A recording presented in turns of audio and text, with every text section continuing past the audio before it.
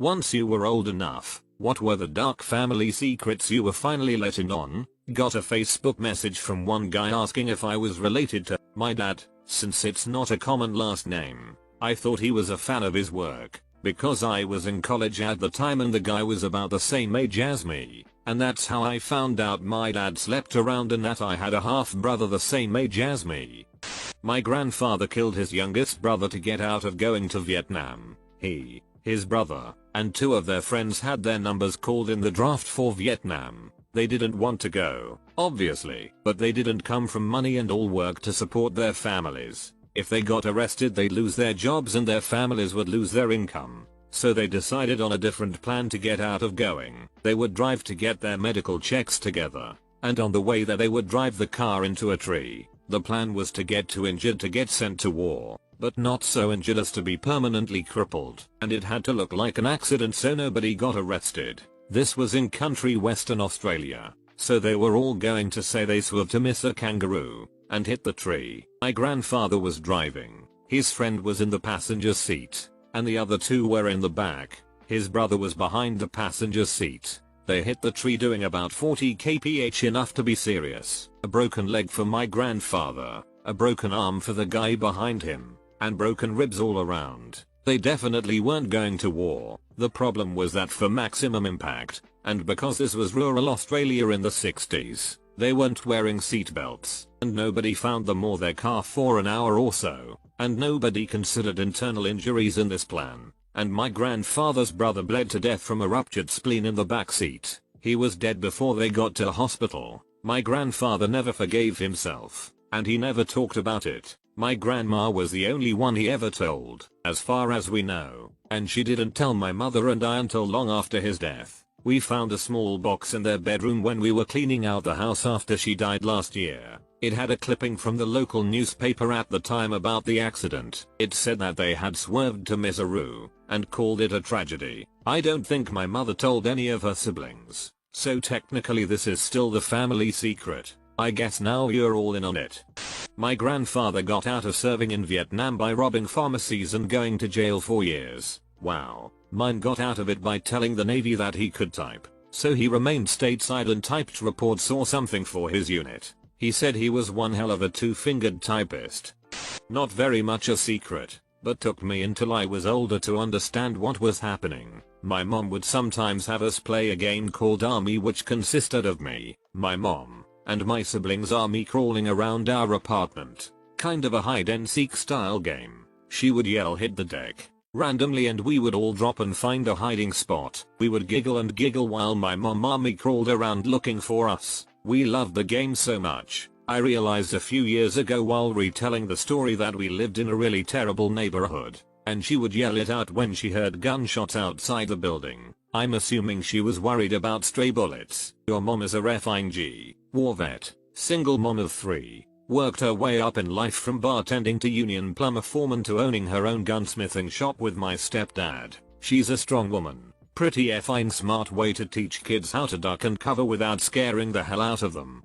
Mine is more cool than horrifying on the sense I'm proud of this one. My grandfather was an amazing guy. He was a sniper paratrooper in WW2. Always refused to talk about the army. I learned later that he was dishonorably discharged after injury. Turns out the sergeant in his squad was an absolute bastard. He had to go behind enemy lines to set a post up, and the plane was flying too low for a safe jump. He protested it to the sergeant, who proceeded to shove him out of the plane after calling him a coward. Both my grandfather and his spotter partner were seriously injured in the landing. His partner never knew him, was paralyzed and lost a leg. My grandfather broke both of his arm, hand, and some ribs. They both were rescued shortly after and taken to a military hospital. That's not what got him discharged, though. Turns out the sergeant showed up to visit them in the infirmary, and my grandfather punched him square in the face with his only good hand, twice. If his only army buddy we ever knew is to be believed, he was also visiting at the time. He floored the bastard. After that, and on top of his injuries, the army sent him home for the rest of the war. We found out later after he passed, and we had to go through his stuff, a bunch of newspaper and article clippings about the folks involved he had kept. The sergeant was also discharged after a similar incident cost the lives of 2 other members of his squad a year later that weren't so lucky. The man apparently drunk himself to death years later. We found all these written but unsent letters to his sergeant. We found photos of my grandfather's squad and the 2 that died with him. It was heartbreaking. I never knew any of this. He was such a fun, kind, and goofy guy. You'd never think anything like this would happen to him. Now I knew why my parents always said never to bring my up the army around him. Miss you, grandpa. I'd have punched the bastard too. When I was about 10, my cousin and his dad died. I always thought it was an accident, and on the same day, when I was old enough, I was told that his dad actually committed suicide and my cousin followed him couple months later. Truly devastated me, although I didn't know them well. I'm so sorry. I know of a similar story. When I was a senior in high school, 2006 to 2007, one of my classmates lost her dad to suicide over winter break. Poor girl was so close to him, and it took her a couple of months to feel mentally okay enough to come back to school. She had just gotten back into a regular school routine when one day, she was pulled out of class. Her older brother had committed suicide. That was it for her, and she finished her schoolwork at home for the rest of the year. Obviously it was beyond devastating for her, her older sister, and their mother, and it broke our hearts that while the rest of us were doing prom, prepping for graduation and college, etc., she was at home wrestling with deep grief. From what I can tell on Facebook, they are all doing well today, but man, I can't imagine what it was like to be the people most directly affected by that situation. My uncle is believed to have murdered 2 Australian police officers in the late 80s. Holy sh! Walsh Street? Yep. Peter McAvoy. When I was young, I thought it was really nice that my nana lived with my aunt and her family since she was getting on a bit and it meant she was looked after and there were always people around. Aunt has 6 kids. Occasionally aunt would gripe about being the one looking after nana since aunt is also one of many kids, and being young I sympathized, but given they all spent loads of time with nana too, didn't think it was a big deal. You don't think about financial responsibility when you're young, I think. Just social and caring. Well, it turns out the reason nana lives with aunt is because aunt and her husband convinced nana to put the house in their name so they could look after her affairs, and sold it out from under her and invested the money in a pyramid scheme, so it's gone now. Because of this, her siblings refuse to give aunt a penny towards looking after nana since it's her fault nana has no money or assets, and instead pay to take nana out all the time. Meals, shopping, activities, so she doesn't go without, but they let aunt struggle under the weight of nana's general living expenses. Aunt's kids are all independent now, so they are not going to be impacted by money problems. Now I look back at her griping with annoyance and think what a terrible person she is. That my cousin was actually my half-brother. Mom got pregnant in college and my aunt and uncle adopted him. And that my dad wasn't my biological father. Mom and dad got divorced. She got pregnant by another man. And my dad wasn't able to have kids of his own, so they got remarried and he raised me as his own. There are 2 posts here about a cousin that is also a half-brother, and if you put the 2 together, what do you get? A full brother. Not so much letting on, as we found out by accident, but apparently my dad's first love and him got into a serious car crash when he was 25 and she died. He lived with her father 4 years after her death. He still occasionally comes to visit my dad, even 30 years later. We were always told he was a mentor until my sister pressed my mom on the subject. One of my sisters is even named after the girl that died. Middle name. And we never even knew about her until last year. None of us have ever brought it up with him. My friend was engaged to his first love in their early 20s when she passed from cancer. 10 years later, he got married to an amazing woman who honored his late fiancé in their wedding ceremony. Not a dry eye in the place. Oh man, that's awesome and heartbreaking all in one. The woman he married is a good human. I hope they have a long and awesome marriage. My uncle was RED as a young boy and my grandparents not only didn't believe him, but beat him and disowned him for bringing such lies into our house. Sad thing is, I was RED as a kid, and while dealing with that my dad told me what happened to my uncle. I assume so I didn't feel so alone. My uncle is still the only one I know personally who has experienced the same trauma as me, and I'm not meant to know, so can't talk to him about it. The reason I had a live-in babysitter when I was 5 that moved in at 2 AM was because my mom's cousin killed 2 kids and we ended up harboring his daughter during the trial. He's the only person on death row in my county. What happened to her after? My grandma retired and she still decided to work for her brother in his restaurant to save up money for when she dies. Funerals are, obviously, expensive. She insisted he would hold on to her paychecks and pay for her funeral when she dies. He never did. What a effing a-hole. How did the funeral end up being paid for? I think another family member paid for it, and the spot on a cemetery has to be paid for after the first 10 for another decade. My mom was trying to sue her uncle to pay for it, but they only had a verbal agreement about the funeral, so it wasn't successful. I think this is the shittiest one. To actually exploit your elderly sister that way. I don't know why, but decide the worst, but it's horrible to me. Because it's callous and a decision purely based on greed. It pushes aside what should have been decades of familial love for, what? $10 $20k? That's it? The price of a new car? It's low, shameful, and slimy. To me this is the worst story on here. My heart sinks and I mourn for that man's parents when I read about this, and hope they never got a chance to hear about how their son acted towards his sister. That my favorite cousin wasn't missing. All I knew growing up, he was 13 years older than me, was that he would come and go at. He lived with us when I was a baby, and after he moved out he would visit every 6 months or so out of the blue, but we never visited him or called him. His visits were one of my favorite things in the world. I loved him like a brother. By the time I was a teenager I did understand that he had issues with his parents. They had kicked him out at 13 and my parents took him in, but that kind of childhood messes with you. In between visits to my parents he avoided the rest of the family, moved out, and didn't hold jobs for long, which is why my parents didn't always know where he was. But in my later teens he stopped coming over at all. I asked repeatedly if anyone had heard from him and I was told no. I asked about contacting him and was told no one had a number or address for him. He would come around when he felt like it, but it stretched on 4 years. I really worried he was dead, and I really missed him. In my later 20s I finally found out that everyone knew where he was the whole time.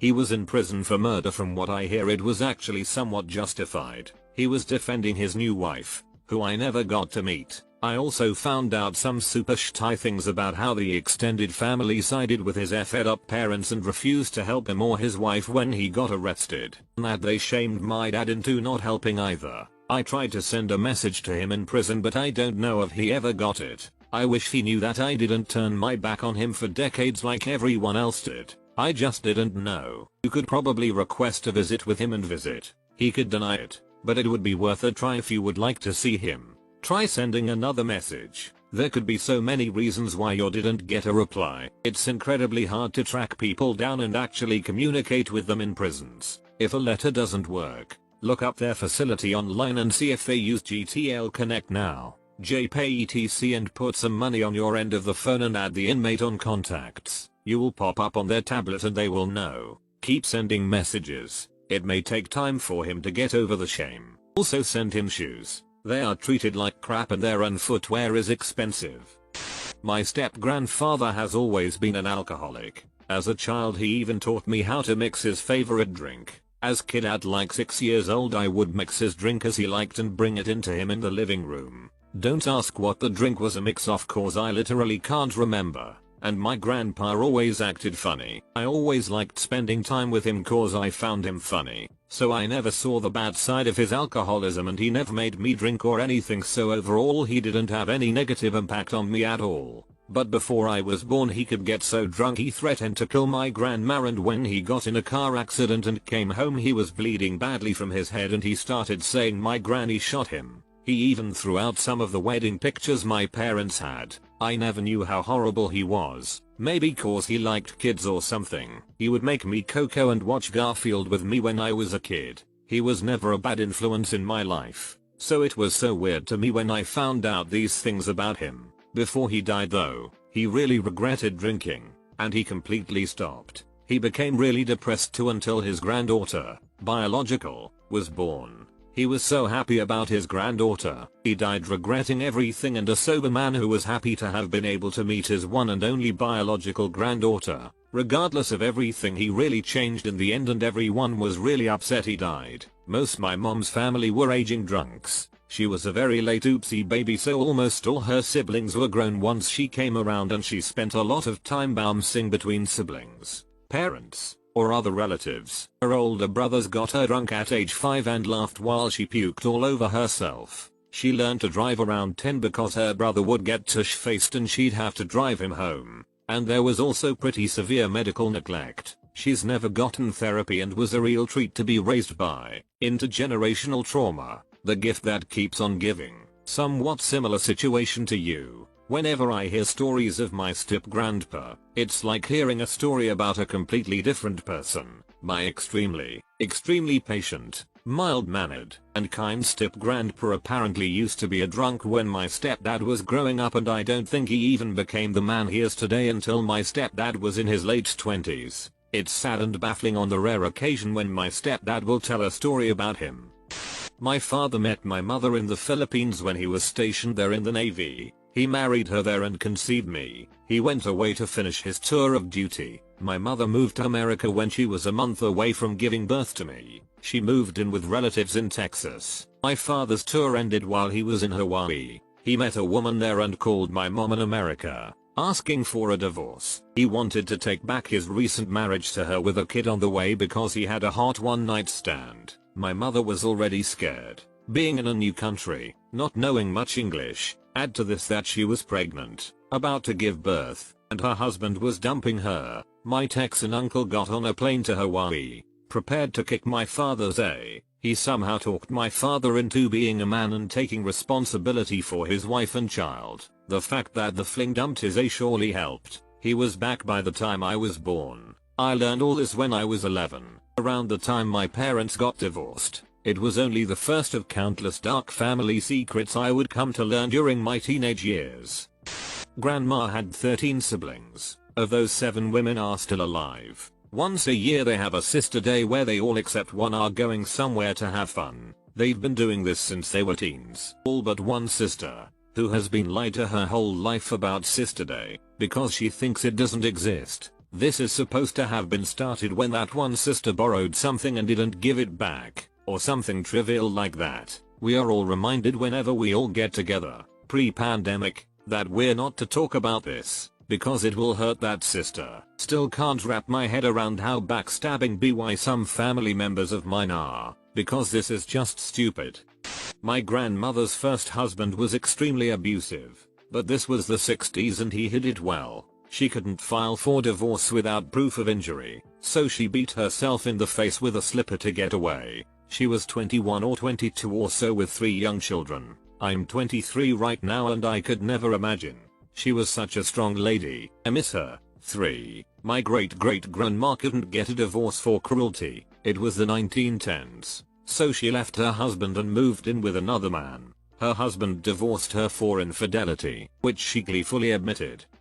My grandparents spent some time in lockup after my grandpa killed their newborn in a shell-shock-induced frenzy. They were jailed because they buried her body in a cave and tried to hide it. My mom and her siblings were all adopted out very young and went back to their parents around 11 years or so later. I knew that growing up, but didn't know why until I was older. That's so terribly sad. A genuine tragedy. I can understand why they wouldn't tell you until you were a little older. I wish in a way they would have told me when I was younger, as I think it would have allowed me to understand my grandma better. She was nice, but extremely detached. Going to hers for a visit was sitting there talking amongst yourselves while she read a romance novel. You could occasionally get a response, but you'd usually have to really pull her away. The only time she wasn't reading was when we would be actively out buying new books for her. This was a monthly outing, weekly for her, but a different aunt's responsibility each week. We'd get her engaged all the way to the store, where she'd buy a book to be completely engrossed in when we went out for lunch. I did get the quiet though. Just wish I could have helped her. She was obviously escaping reality. My grandmother tried to murder my grandfather when she got sick of him beating the shit out of her every day. She swung an axe at him and he blocked it with his hand and lost his thumb. She left him before I was born.